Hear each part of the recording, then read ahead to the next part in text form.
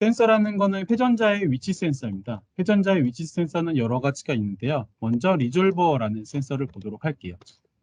모터가 일정 속도로 회전하고 있다고 가정을 하게 되면은 모터의 회전자 정보는 이런 식으로 등속도로 상승을 했다가 360도가 0이니까 여기서 이제 초기화해서 이런 식으로 표현을 할 수가 있게 됩니다. 리졸버는 특징이 이제 두 가지의 이제 신호가 출력이 되는데요. 하나는 사인파고 하나는 코사인파입니다. 그래서 이 사인파와 코사인파를 아크탄젠트를 취해서 현재 회전자의 각을 추정을 할 수가 있는 거죠. 센서 중에 가장 높은 초고해상도이고요. 리졸버 하지만 이제 절대 위치 정보를 제공을 하고 있습니다. 하지만 지금 모터 회전자 위치 센서 중에 가장 이제 비용이 높은 센서입니다. 하지만 그만큼 해상도가 높은 장점이 있죠. 그 다음은 이제 엔코더입니다. 엔코더도 마찬가지입니다. 모터가 회전자가 등속도로 움직이고 있다는 가정을 할 때 엔코더는 보통 세 가지의 펄스를 출력을 합니다. 하나는 QEA라는 펄스고요. 하나는 QEB라는 펄스입니다. 그리고 마지막 하나는 인덱스라는 펄스입니다. 가장 쉬운 인덱스 펄스는 모터가 전기적으로 360도를 돌았다는 것을 표시를 하게 됩니다. 그래서 0도가 됐을 때마다 인덱스 펄스는 하나의 펄스를 출력을 하고요. 모터가 회전하고 있는 중에는 A 펄스와 B 펄스에는 약 90도의 위상차를 가지고 있습니다. 그래서 정속도일 때는 이제 A 펄스가 B 펄스보다 90도 앞서고 역방향으로 돌 때는 B 펄스가 A 펄스보다 앞서겠죠. 그래서 이 펄스의 신호를 받아서 이 변화하는 거에 따라서 카운터를 하나씩 증가시키게 됩니다. 그걸로 이제 모터의 회전자 각을 이제 추정을 할 수가 있는 거고요. 이 엔코더는 이 엔코더를 위해서 이제 추가적인 연상 장치와 이제 별도로 이제 추가를 해야 되고요. 마찬가지로 이제 높은 해상도로 이제 서브 모터 같은 데서 유용을 해야 되지만 엔코더도 이제 중고가의 가격을 가지고 있습니다. 그 다음으로 많이 사용하시는 거는 홀 센서입니다. 홀 센서는 전기가 있으면 1, 전기가 없으면 0이죠. 그래서 모터가 전기각으로 회전한다고 가정했을 때 1령밖에 표현을 할 수가 없기 때문에 이거는 실제로 쓸 수 없는 것처럼 보이지만 홀 센서 간의 위상차를 약 120도의 간격을 주게 됩니다. 120도의 전기각 위상차를 주면요. 그럼 보시는 것처럼 이렇게 표현을 할 수가 있는 거죠. 그래서 총 6개의 단계를 나눌 수가 있습니다. 그냥 단순히 1령을 표현할 수 있는 홀 센서 가지고. 그래서 요렇게 6개로 나누기 때문에 우리는 6스텝이라고도 부르기도 하는 거고요. 단순한 홀 센서를 3상에 달아서 우리는 이제 모터의 회전 자각을 60도 간격으로 이제 추정을 할 수가 있습니다. 이제 저렴하기 때문에 대부분 많이 사용하시는 부분이 이 홀 센서입니다. 그다음에 마지막으로는 인덕티브 센서입니다. 인덕티브 센서도 아까 리졸버 센스랑 마찬가지로 사인과 이제 코사인이 출력이 되는데 이 인덕티브 센서라는 거는 PCB를 추가적으로 달아줍니다.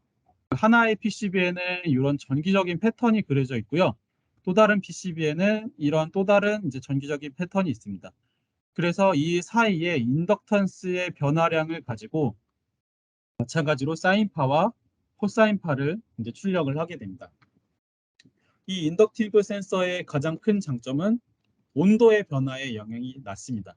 대부분의 이제 모터 이제 회전자 위치 센서들은 전기의 모터의 자기장을 측정을 하기 때문에 모터의 자기장은 이제 온도에 따라서 영향이 좀 있습니다.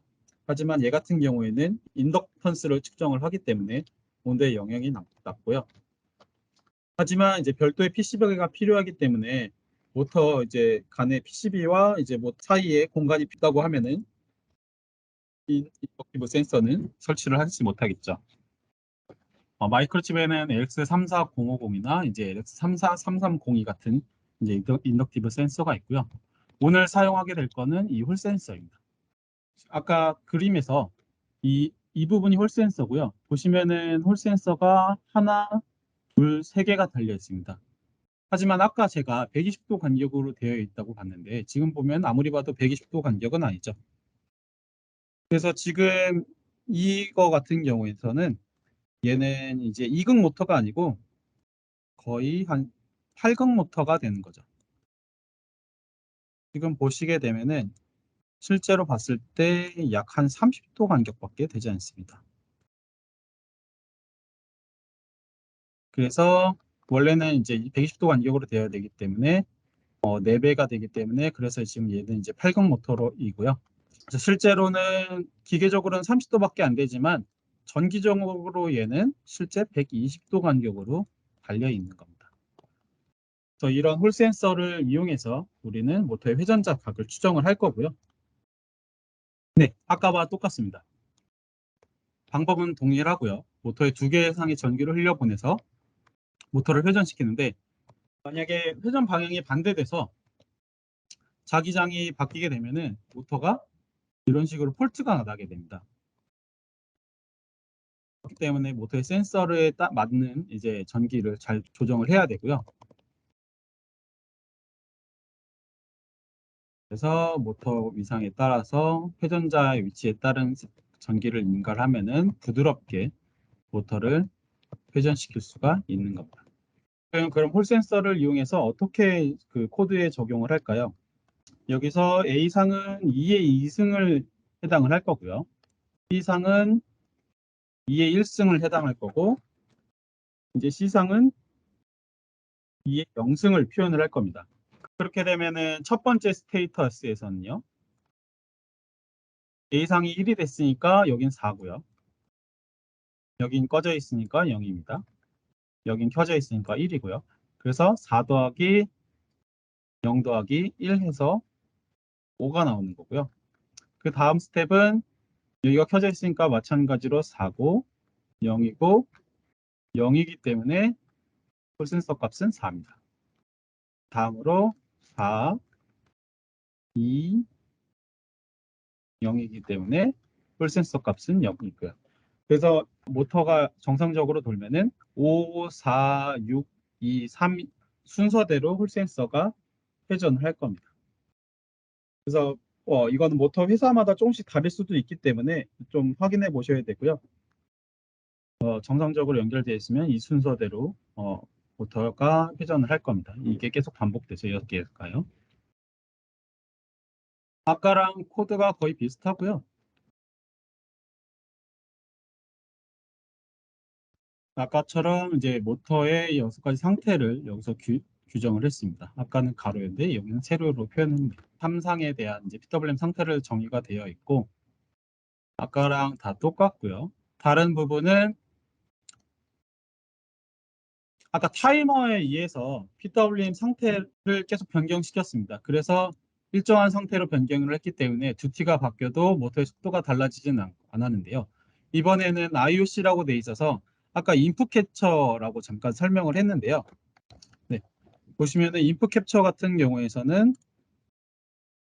라이징 신호일 때와 폴링 신호일 때가 그 신호를 측정을 할 수가 있고요. 이때에 따라서 뭐 여러 가지 PWM 상태라든지 변할 수 있다고 말씀드렸습니다. 지금 요거는 그 밖에 홀 센서가 변하면은 인터럽트가 걸리는 그런 인터럽트고요. 인풋 캡처 인터럽트고 이때 홀 센서 값을 각각 받을 겁니다. 그래서 A상 홀 센서는 시프팅을 2번을 할 거고요. C상 홀 센서는 시프팅을 1번을 할 거고 B상 홀 센서는 시프팅을 하지 않습니다. 아까 전에 제가 표현했던 방식이 표현이 될 거고요. 그래서 1부터 7까지의 변수가 홀 센서 값에 저장이 될 겁니다. 그럼 이 값에 따라서 모터의 PWM 상태를 바꿔주는 거죠. 네. 나머지는 아까와 코드가 동일합니다. 그러면은 이번에도 빌드를 하게 될게요.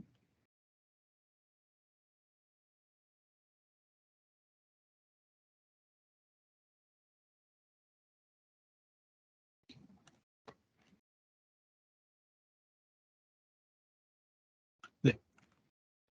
네, 빌드가 정상적으로 됐고요. 그다음에 다운로드도 해주죠.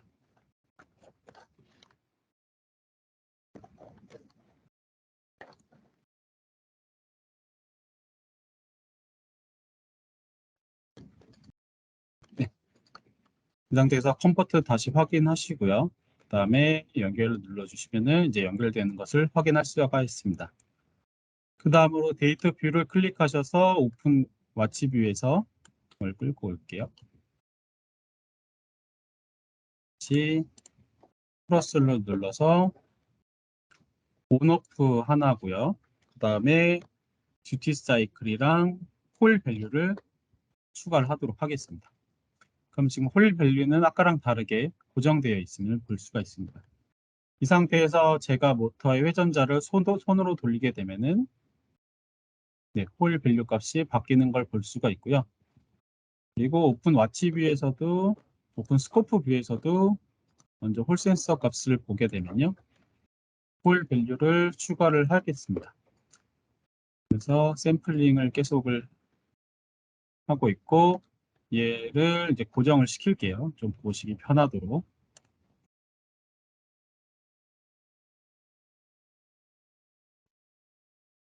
네. 이때 제가 회전자 손으로 돌리게 되면은 네. 6이고요. 1이 됐고 네, 2가 됐고요. 네, 이런 식으로 회전자 값이 계속 변하게 될 겁니다. 그래서 제가 좀 빨리게 두면은 이런 식으로 이제 값이 표현이 됩니다. 네, 이렇게 연결되는 걸 보여드렸고요. 이제 실제로 온오프 모터를 회전자를 온 시키면요. 모터가 이제 회전하는 것을 보실 수가 있습니다. 마찬가지로 홀센서 값도 바뀌는 것을 확인할 수가 있죠. 그래서 전류를 아까 다시 상을 가지고 오면은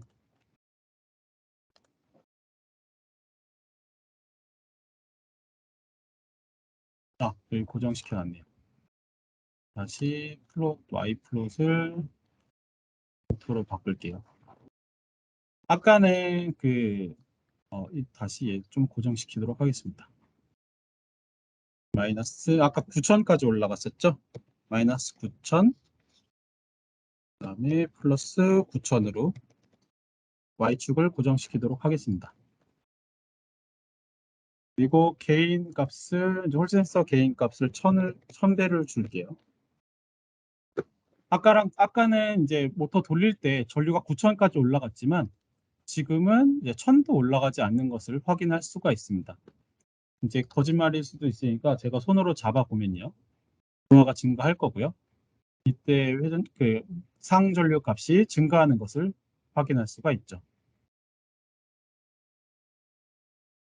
그럼 잠시만요. 먼저 질문 한 분 받고 가도록 하겠습니다. 근데 일단은 지금 엑스투시 스코프는 개발 보드에서만 되는 게 아니고요. UART 포트만 연결하시면은 어느 보드에서든지 이제 설정하셔서 연결하실 수 있고요. 그래서 UART만 연결하시면서 그 TX-RX만 외부로 끌어오신 다음에 그 TX-RX를 그 컴퓨터랑 연결할 수 있는 것만 있으면 됩니다. 예를 들어서 저는 지금 RS232 포트를 이용을 하고 있고요. 네, 이러한 포트만 있으면은 실시간 디버깅이 가능하십니다. 소스 코드 상에 아까 잠깐 말씀드렸는데요. 랩2로 이번엔 예를 들어서 보도록 하겠습니다. 아까 그 엑스투시 스코프를 위해서 변수가 3개가 있다고 했어요.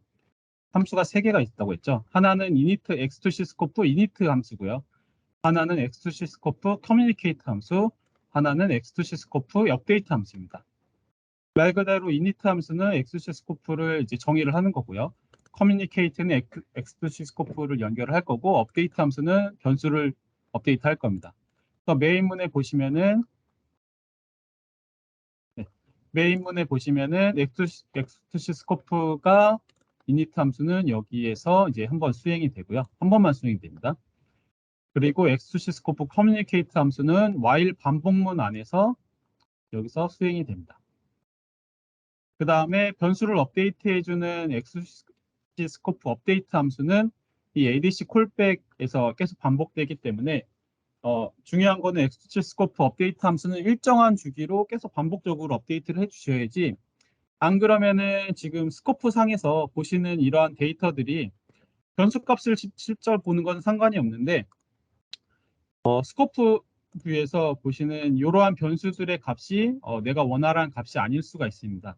그렇기 때문에 X2C 스코프 업데이트 함수는 항상 일정한 간격으로 이제 측정하기를 추천드립니다. 네, 그러면 답변이 됐을 것 같고요. 그 다음에 이때 한번 듀티를 바꿔볼게요. 지금 모터 속도가 보시는 것처럼 좀 느린데요. 듀티를 올려보면요. 지금 화면에 그 스코프 상에서 보이는 것도 이제 모터의 한 상이 전부 표현이 되지 않고 있습니다. 그래서 1000까지 올리면요. 모터가 더 빨라졌고요. 아까와 다르게 모터의 한 상이 그 6스텝이 다 표현이 되는 것이 보이시죠? 이때 만약에 듀티 값이 잘 안 보이네요. 이것도 한 10배, 한 5배 정도. 네. 듀티가 500에서 네, 로 바뀌게 되면은 네, 지금 모터의 속도가 빨라지는 것을 확인할 수가 있습니다. 이때 제가 손으로 잡으면은 상전류의 부하가 그만큼 커지는 것을 이제 보실 수가 있고요.